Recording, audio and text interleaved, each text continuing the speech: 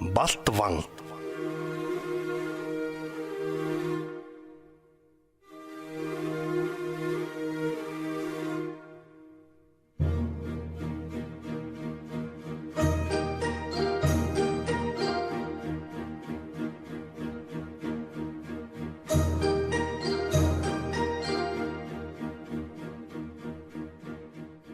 Богд хаант Монгол улсын үеийн түүхэнд бас нэгэн тод нэрээ үлдээсэн хүн бол торгуудын Балтван юм. За энэ хүний тухай бол бид 90-ад оноос хойш бас нэлээд мэдэх болсон.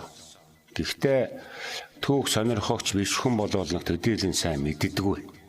Учиртай. Тийм ч учраас энэ тухайн үеийн Монголын төрийн зүтгэлнүүдийн нэгэн сонин хүн учраас хавдыг чөлөөлөхт байлдаантай уялдаж байнга нэр нь гардаг учраас энэ хүний түүхийг бид авчхаа хэлье гэж бодож байгаа юм. Энэ торгуудын Балтван бол 1771 онд ижил мөрнөөс уцаж нөөсөн торгуудын одоо нэг голлох ноён Бамбар гэж хүн бий. Энэ Бамбар ноёны хойч үеийн хүн байгаа.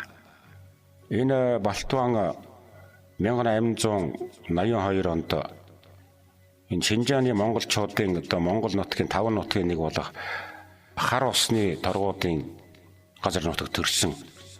Энэ одоо 90 хавиргын тосог ноён ийм хүн. За энэ Балтван бол их бичиг үсгийн өндөр боловсролтой ийм хүн байсан. Манжийн засгийн газрын уйдаж түүний дараа тогтсон дундад эргэн улсын засгийн газрын уйдаж төрийн хэрэгт нь бол онцгой нөлөөтэй оролцдог байсан ийм Монгол ноёдын нэг юм. Тэр 1906-аас 1908 онд Японы Токио хотын эзэн хааны академид суралж төгссөн. За тэгээд ер нь энэ үед бол дундад эргэн улсын одоо ерөнхийд Манжичийн улсын үеийн түүх уран зохиол одоо их онцгой мэдлэгтэйгээр гайхагдж исэн юм хүн. Ер нь боловсролд маш их анхаардаг, зөвхөн өөрийнхөө боловсролд төдийгүй үр хүүхдүүд, төмний хүүхдийн боловсролын төлөө анхаарал хандуулж исэн ийм сонин түүхтэй хүн байгаа юм. Тэгээд монголчуудыг тусгаар тогтнолынхоо төлөө тэмцэж явах үед 1911 онд Манжийн засгийн газар Балтванг Алтан хязгаарын захирагчаар томилсон. За энэ бол Алтан хязгаарын төв нь бол шар сүмд төвлөж исэн. Тэгэхээр энэ үеийн гол онцлог бол энэ ховдын хязгаарын төлөө монголчууд бол нэлээд тэмцэлцсэн түүхийг бид сайн мэдэн шүү дээ. Тийм учраас энэ үед хятадын дундад эргэн улсын барьж ирсэн гол бодлого юу байсан гэхээр Алтан хязгаарыг ховдын хязгаараас салгаж тусгаалan одоо 1907 он засаг захиргаа байгуулчихсан. Яагаад энийг ингэж ховдын хязгаараас Алтан хязгаарыг салгасан юм бэ гэхээр нөгөө хаант Орсын нөлөө ер нь Орсуудын нөлөө энэ нэлээд хүчтэй болоод эхэлсэн учраас энэ Алтан хязгаарыг ховдын хязгаараас салгаж тусгай бүс болгож хийсэн бол Манжийн төрийн нэг юм бодлого байж. Тэгээ энэ одоо хязгаарын захирагчаар бол энэ Балтван ажиллаж ийсэн. За яг энэ үйл явдалтай нь холбогдоод одоо нөгөө Балтвангийн Монголын тусгаар тогтнолын эсрэг тэмцсэн гэсэн нэр холбогдож эхэлдэг юм да. Тэгэхээр энэ архивын сан умар салгагдаж байгаа баримт бичиг дотор бол энэ Балтвангийн бичсэн нэгэн загтал бий. Энэ загтал бол 4-ийн далайн хан олсон намжилж бичсэн загтал байгаа.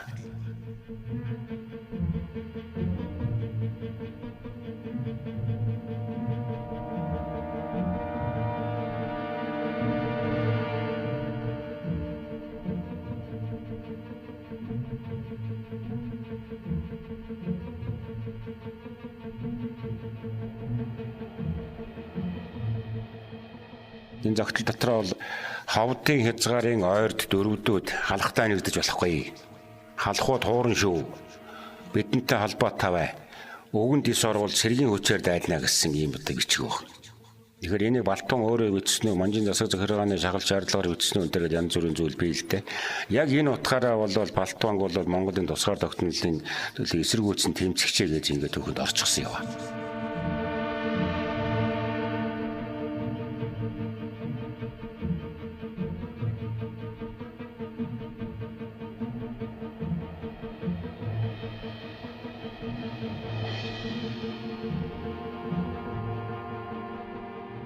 Гэтэл миний одоо бодлоор бол Палтуан болвол Монголын төлөө гэсэн сэтгэлтэй Монгол хүн л байсан. Тэр улс төрийн цагийн ирэх тухайн үеийн байдал энэ хүнийг одоо ийм хөдлөл хийхэд хүргэчихсэн болов уу гэж боддгийг.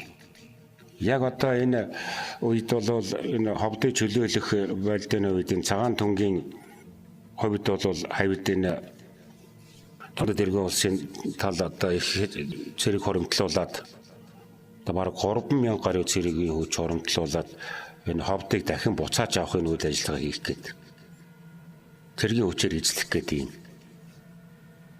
үйл ажиллагаа явуулах гэдээсэн.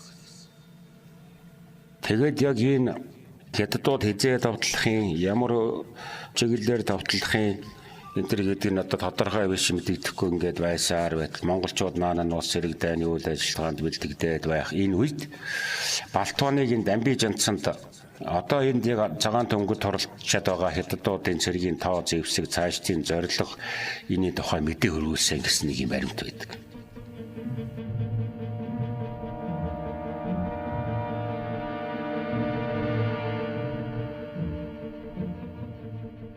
Тэгээд яг энэ дундад эргэн улсын цэрэг Богдын засгийн газрын цэрэгтэй тололдох энэ тололдооныг бол Балтуан Оросын консултай тохиролцоод тэднэр зуучлуулж ягаад гал зогсоох гэрээ байгуулж чадсан гэсэн нэг ийм зүйл байдгийг. Тэгэхээр энэ мөргөлдөөнийг зайлуулж чадсан явдал бол Монголыг ашигтаад туссан гэж. Яг тэгэхээр ийм учраас энэ үйлдлийн төлөө энэ одоо Бээжингийн засгийн газарт бас Монгол Оросын талтай эвлэрхийг оролдлоо. Тэдний талыг баримтлалаа гэж одоо хавчин гадуур хагдаад албан тушаалаасаа буусан гэсэн нэг юм түүхтэй. Тэгээд Бээжинд ирээд нэг жирийн хурлын гишүүн болоод одоо жирийн иргэний хуваар амьдарч ирсэн гэсэн юм түүхтэй байна. Тэгэхээр эндээс нь харахаар бол бас Балтуангийн энэ үйл ажиллагааг Монголын одоо төлөө Монгол улсынхаа тусгаар байдлын төлөө бас л дотроо бодолтой дөрөө сүртэй байсныг нэг илэрхийлэх жишээ байгаа юм л да. За дээр би хэлсэн Балтуан бол боловсролыг анхаардаг хүн байсан гэд. 1908 онд Балтуан Японоос нутагтаа хурж ирээд Шинжааны бүх Монгол ноёдыг цуглуулсан байгаа юм. Тэгээд Монгол ноёдыг цуглуулад за одоо манж чингүүрэн өмхрөн унаж байна.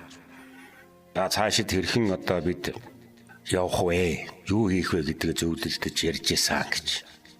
Тэгээд түүнийхээ зэрэгцээгээр одоо энэ нутгийн боловсралтай иргэдийн тоог олшруулъя, эрдэм боловсрол суръя гэд ингээд энэ 1910 оноос эхлээд энэ Шинжаанд сургууль байгуулсан баг.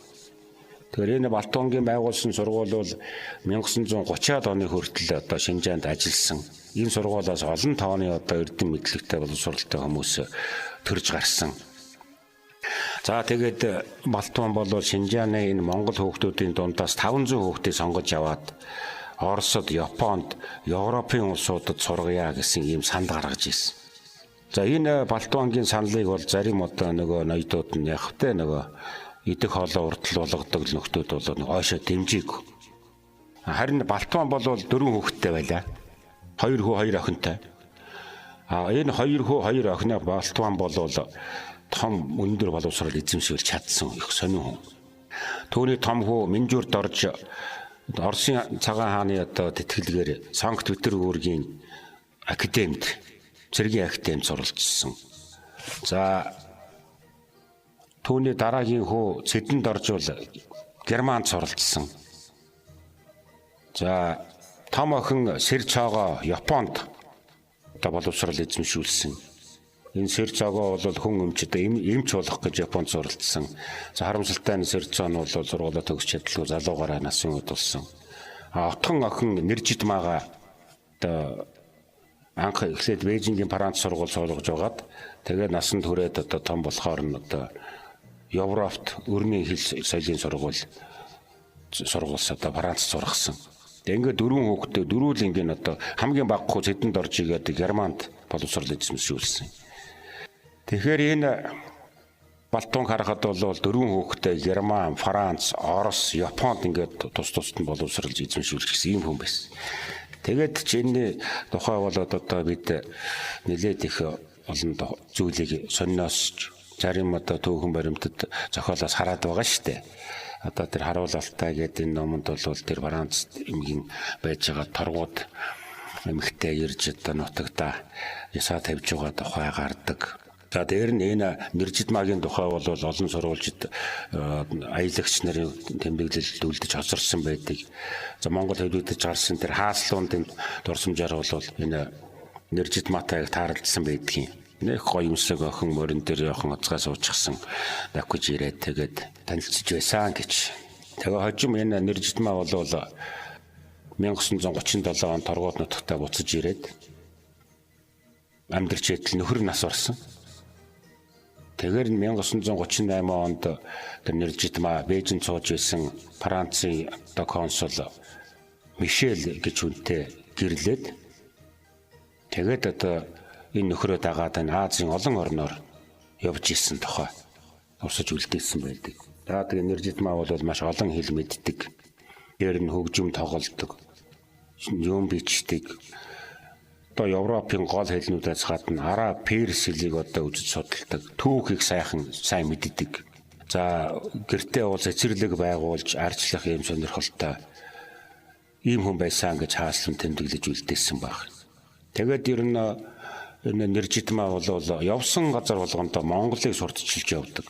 Монгол хүний тухай, Монгол орны соёлын тухай ингэж одоо хэлж явсан гэж байдаг. Тэгээ энэ Нэржидмаа бол бүр хожим сүүлд 1983 онд Парис хотноо 76 настай нас орсон гэж. Тэгээд Нэржидмаа бол 2 хүүхэдтэй байсан. 2 хүүхэдтэй бол нэгэнд нь Шайрал, нөгөөд нь Бони гэж нэр өгсөн. Тэгээд овгийн авахтаа бол нөхрийнхөө овгоор аваагүй дөө торгуут гэж нэр өгсөн байгаа. Шойрол дөө торгуут, Бони дөө торгуут гэдэг нөгөө торгуут гэсэн одоо овгийг өгсөн. Хүүхдүүд нь ч гэсэн одоо би торгууд Монгол ээжээс гаралтай. Энэ Монгол цустай хүн гэдгээр их бахархаадаг. Монгол баяр ёслолыг тэмдэглэдэг. Ийм хүүхдүүд болж хүмүүжсэн гэж үлдээсэн шүү дээ. Тэгэхээр ийм нэгэн сонин түүхтэй Балтванг 1920 онд Бээжин хотод нас орсон.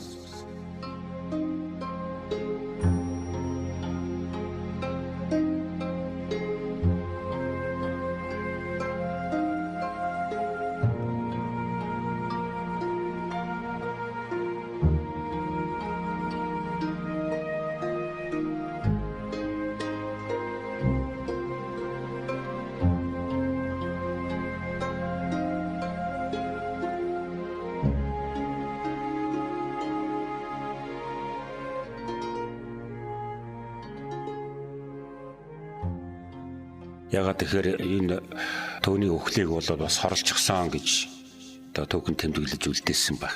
Нас ураад ингээд шарилыг оршуулах гээд үзэхэд бол цогцсон нэг харалсан байсан гэж. Тэгээд нөгөө монголчууд ярьдаг штэ. Хордсон хүний нүүр ам дээр том хөгт холб гардаг, цогцсон шарил нь харалдаг энэ гэдэг. Тэгээд энэ сэл залуухан 38 наснда энэ торгууд ноён Балтван насан эндсэн түүхтэй. Хүүхдүүд нь бол одоо өндөр боловсрол эзэмшиж ингэж монголчуудад үлгэр жишээ болсон түүхтэй. Тэгэхээр энэ хүний бас жишээ ёсоор үр хүүхдээ өндөр боловсралтай болгох. Энэ бол монголчуудын бас л анхаарч явахтай асуудал. Эд хөрөнгө хураах биш, эрдэм мэдлэг хураахын чухалтайг бол энэ торгуудын Балтван их ойлгосон хүн харагддаг юм аа.